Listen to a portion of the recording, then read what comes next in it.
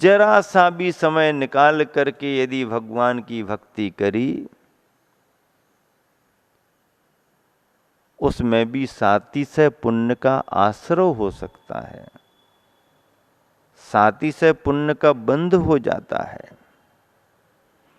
और ऐसा सातिशय पुण्य का बंध जो तुम्हें भव भवांतर में काम आता रहेगा, भव भवांतर तुम्हारे साथ चलता रहेगा। इसलिए गुरुदेव आचार्य श्री सागर बूंद समाय में कह रहे हैं, जिस प्रकार सीपी के योग से तुच्छ जलकण भी महान मुक्ता फल बन जाते हैं, ठीक उसी प्रकार भगवान के प्रति किया गया अल्प स्तवन भी महत फल प्रदान करता है। महत फल महान फल प्रदान करता है। करो तो, करके तो देखो। एक बार तो मुख से नमो हरहंताड़म निकाल दो। ना अच्छे समय में निकल रहा और ना तकलीफ के समय निकल रहा। अच्छे समय में सब भूल जाते हो और तकलीफ के समय वही दुनिया के शब्द निकलते, ए दादा, ए भैया, ये कक्का, ये बब्बा। बड़ी गजब की स्थिति है लोगों की। वृद्धावस्था आने पर और ज्यादा माया घेरने लगती है।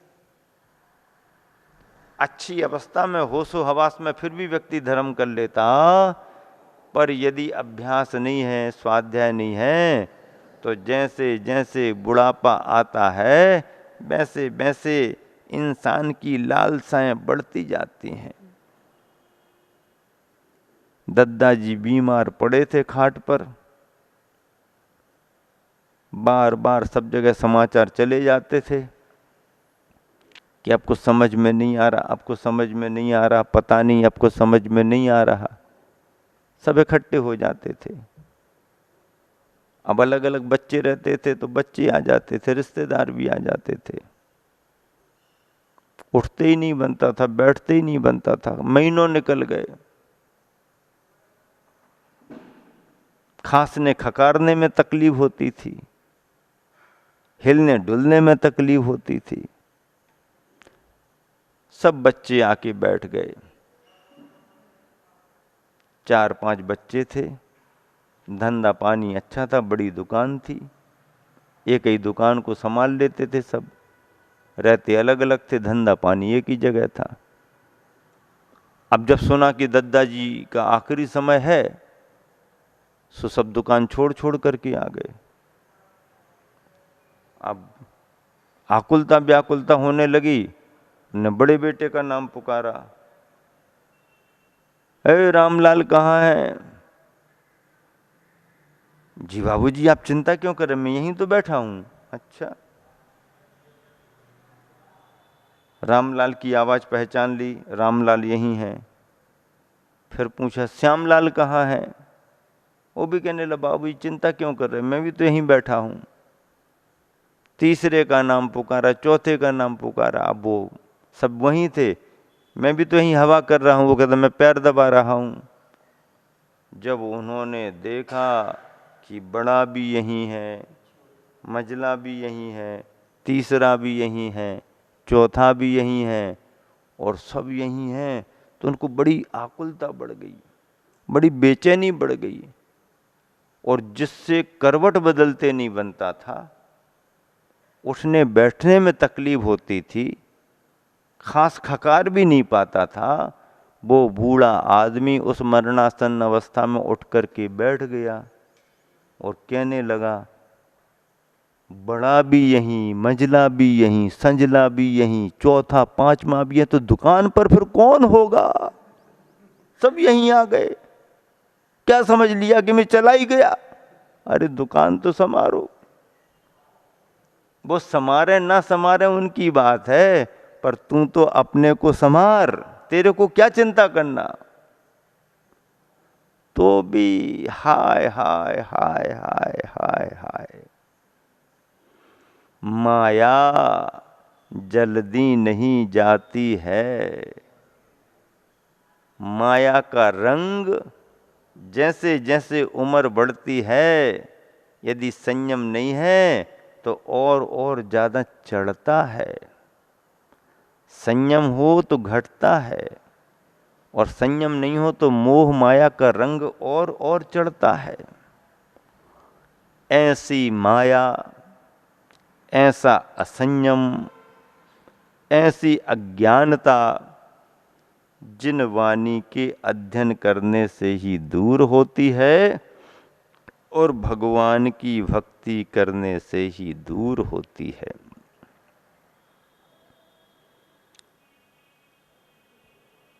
एक बोध वाक्य और है,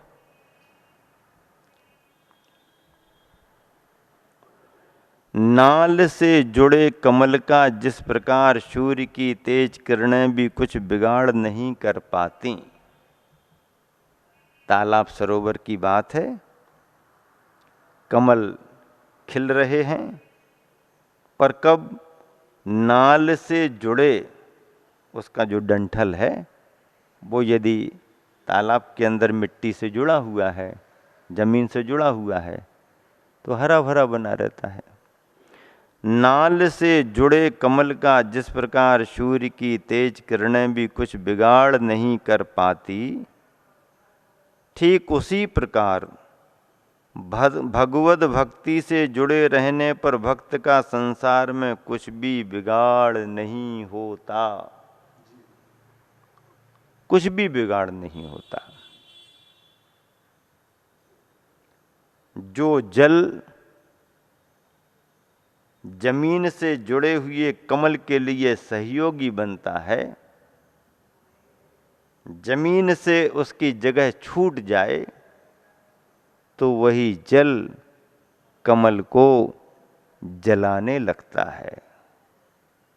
जिस जल से कमल खिलता था,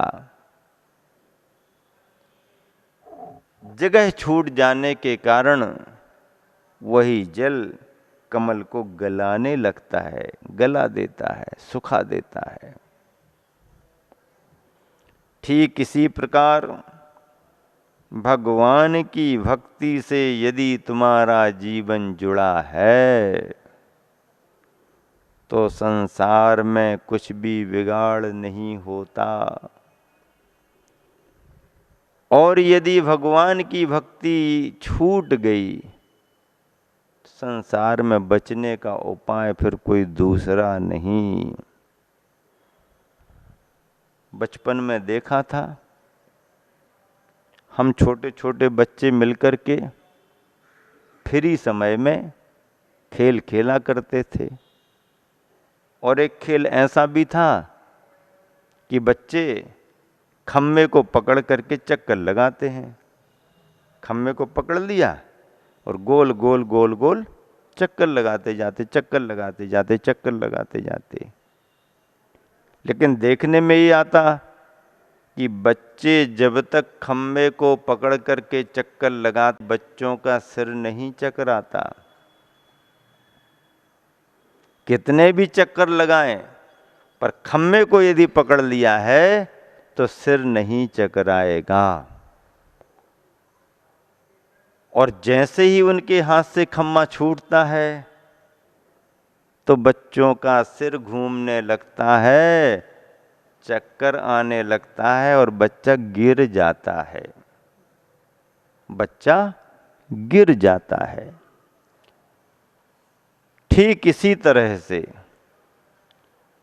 आप सभी से मैं ये कहना चाह रहा हूं कि धर्म का खम्मा पकड़ करके तुम संसार के कितने भी चक्कर लगाओ, तुम्हें चक्कर नहीं आएगा। क्या? धर्म का खम्मा पकड़ करके, धर्म का खम्मा पकड़ करके तुम संसार के कितने भी चक्कर लगाओ, तुम्हें चक्कर नहीं आएगा। लेकिन जिस क्षण तुम्हारे हाथ से धर्म का खम्मा छूटेगा, चक्कर ही चक्कर आएगा। तुम्हें बचाने वाला फिर कोई दूसरा नहीं। धर्म का खम्मा पकड़ो। और धर्म का खम्मा क्या है? भगवान की भक्ति, जिन वाणी का स्वाध्याय, गुरुओं की सेवा। भगवान की भक्ति, जिन वाणी का स्वाध्याय और गुरुओं की सेवा, बस यही धर्म का खंबा है। क्या? धर्म का खंबा यही है। इसके अलावा और कोई धर्म का खंबा नहीं। ऐसे धर्म के खंबे को पकड़ करके अपने जीवन को सुरक्षित करना है और यही धर्म का खम्मा सबको मिले ताकि सभी का जीवन सुरक्षित हो। इसी शुभ भावना से विराम देता हूँ। महावीर भगवान की। संस्तुति खंड में उन विचार सूत्रों का संग्रह किया गया है जो विचार सूत्र भक्ति से संबंध रखते हैं। भक्ति हृदय की भावधारा है और वह भावधारा हर सम्यक दृष्टि भव्यात्मा में होती है। एक भक्त अपनी भक्ति से प्रेरित होकर भगवान के प्रति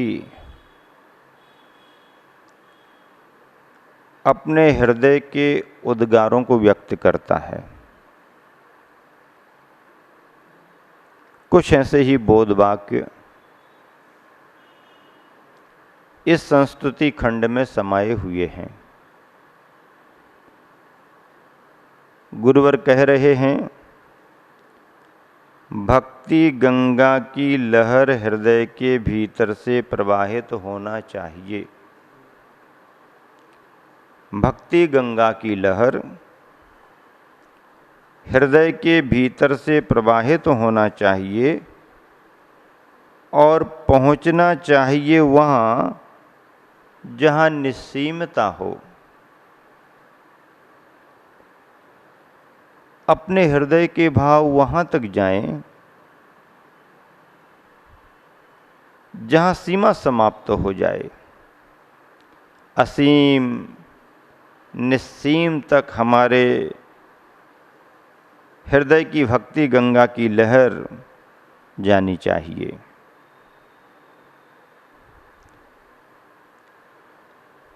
भक्ति की गंगा एक ऐसी गंगा है जो स्वयं भक्त को तो पवित्र करती ही करती है, भक्त के सानिध्य में आने वालों को भी पवित्रता का एहसास कराती है। साधारण बात नहीं है, विशेष बात है, खास बात है।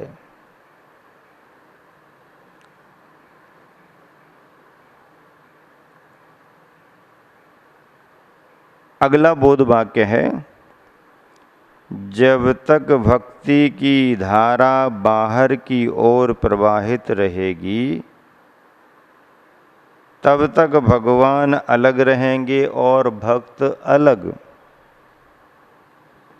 क्या कहा गुरुदेव ने कि जब तक भक्ति की धारा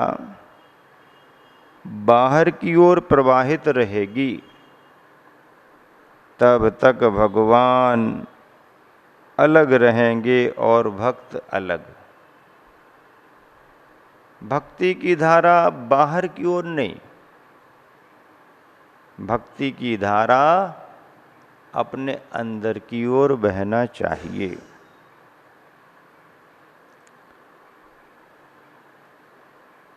भक्त और भगवान अलग अलग तो है ही, कभी एक भी नहीं हो सकते, क्योंकि दो द्रव्य हैं, दोनों द्रव्यों का स्वतंत्र अस्तित्व है, अलग अलग ही रहेंगे। लेकिन पिछले दिनों में जब कहा था कि जैसे दो पृष्ठों के बीच यदि गोंद लगा दी जाए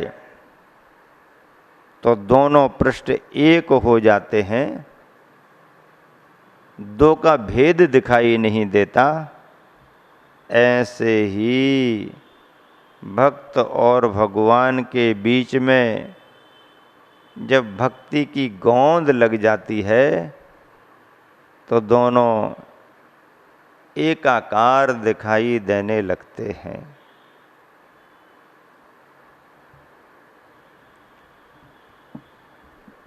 अगला बोध वाक्य है, भक्ति का असली रूप पहचान लो, तभी मंजिल तक पहुंचोगे, अन्यथा संसार की मरुभूमि में ही भटकते रह जाओगे। भक्ति का असली रूप पहचानने की जरूरत है।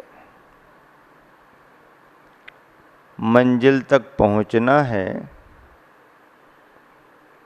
तो भक्ति का असली रूप पहचानने की जरूरत है।